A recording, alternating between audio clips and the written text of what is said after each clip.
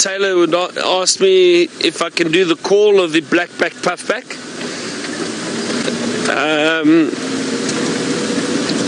Give me a second. Black-backed puffback. Okay, they've got an interesting call, and it sounds something like this. They go.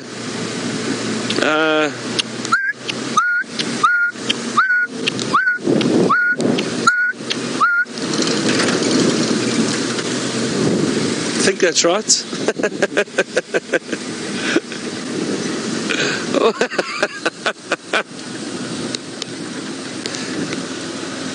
They do. Where's my app? Let me get my app out there. I'm doubting myself a little bit. They do. Hang on, everyone. Let me just get this for you quickly and make sure that I'm right. I don't think I'm wrong. Can you see there's a bit of drizzle starting now? So when we do head back to Tayla shortly, then we'll also get our rain covers on, I think. Let me just quickly find the puffback for you. Oh dear, what do I do there? I'll show you a picture of it too.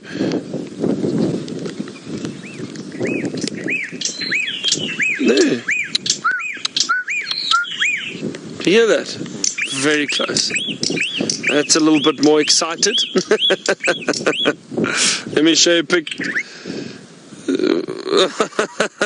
Kirsten says mine was like a slow-mo version. Thank you for that, Kirsten. There we go. It's a black-backed puffback. Beautiful bird. And it does indeed puff the feathers on the back up, hence the name the puffback. Look at that. But now the feathers are white that it puffs up. So it's the back is black, but the feathers, when it does puff them up, are white. It's a black-backed puffback. Try say that 5 times fast. All right, so we're going to... And I couldn't do that call, unfortunately, in the lines because, well, I think it would have disturbed them a bit too much, especially those little cubs. So here it goes. Whew. Right. Are you ready?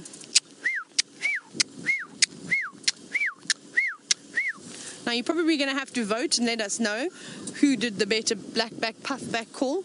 But it seems as though, speaking of birds, all the birds are settling in now. And